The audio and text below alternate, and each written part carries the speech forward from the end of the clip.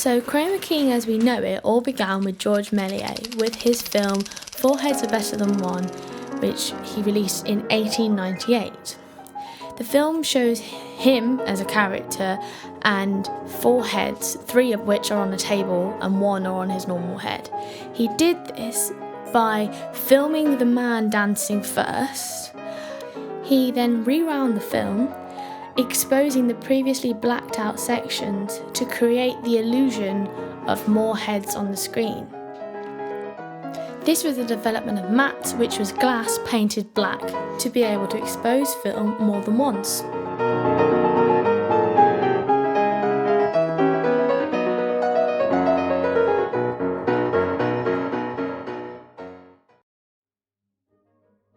Another film made by George Méliès 3 years later was The Indian Riverhead, 1901.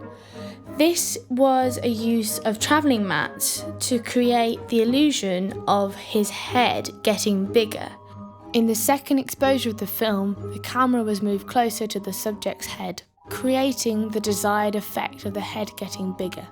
He used the same technique as in his previous film, re-exposing the actual film to create the illusion. There are 3 types of mats. There's travelling mats and inserts, mats for set extension, and mats for actors. We still use this process in modern day with green screening to extend the world of film and what we see as viewers.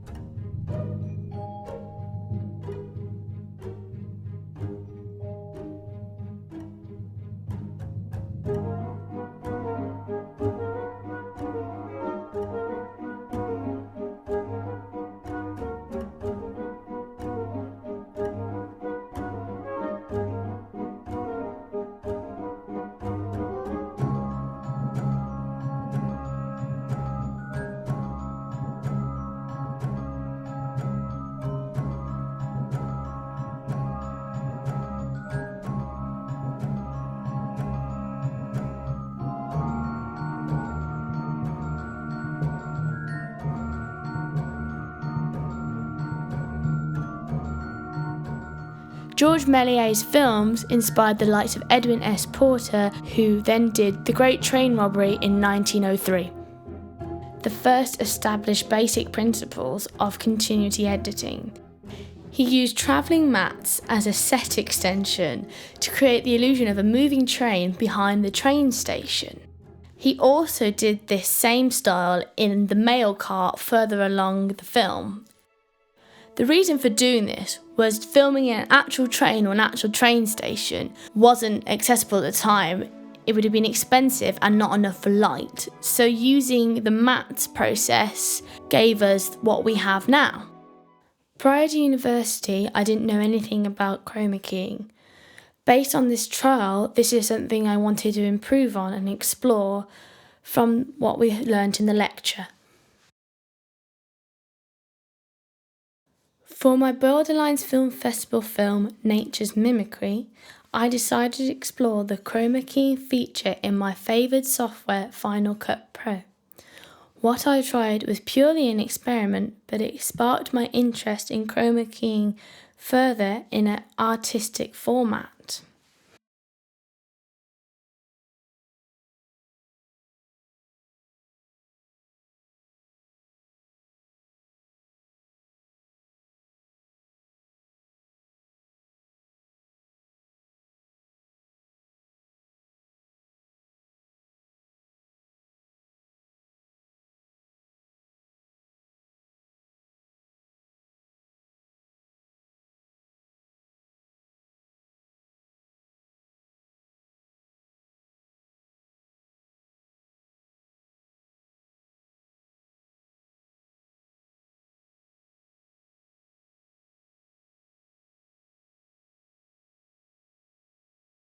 I then recreated this effect for a music video teaser, whilst also refining the teaser footage more and using map tools.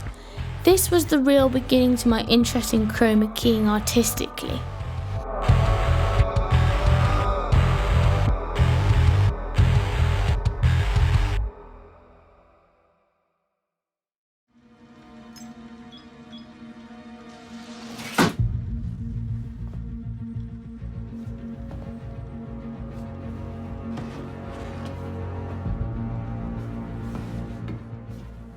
Following my artistic interpretations, I researched into modern usage of green screen. Green screen is used widely throughout Hollywood, but what inspired my practice was 2015's Ant-Man. I wonder, what is this?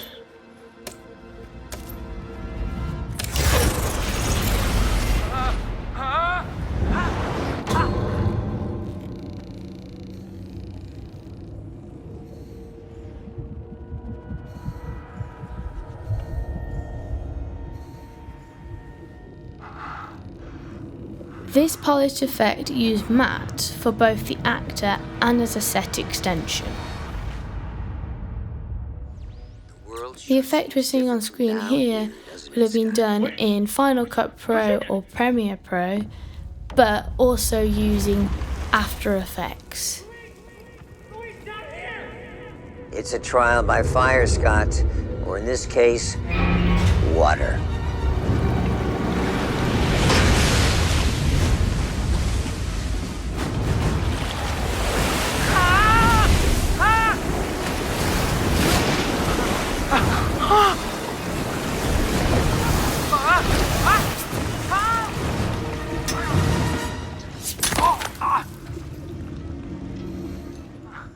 For my own practice, I decided to shrink myself in a similar yet satire style.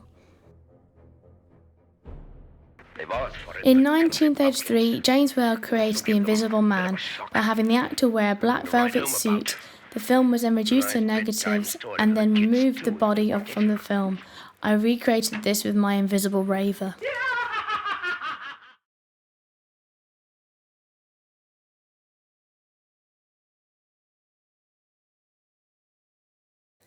Now concluding my chroma keying focus. Through research and practice, I can evaluate on my development with chroma keying.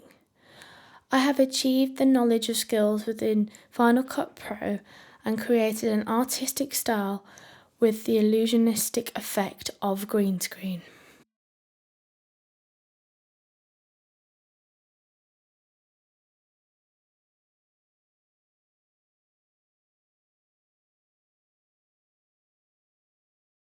My latest piece, Mercury, outlines my progression with the medium. I have overlapped multiple layers of film and keyed out specific areas to create a clean-cut image.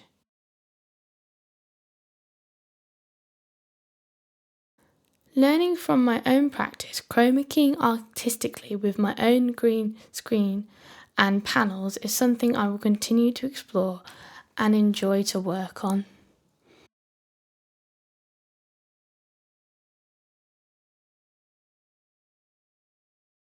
Finally, to evaluate from my first interest in chroma keying, by developing my practice artistically and creatively, I feel in the future these skills will be a specialism in my career. And from the first lecture on the subject to now, I have increasingly improved in my knowledge and practice.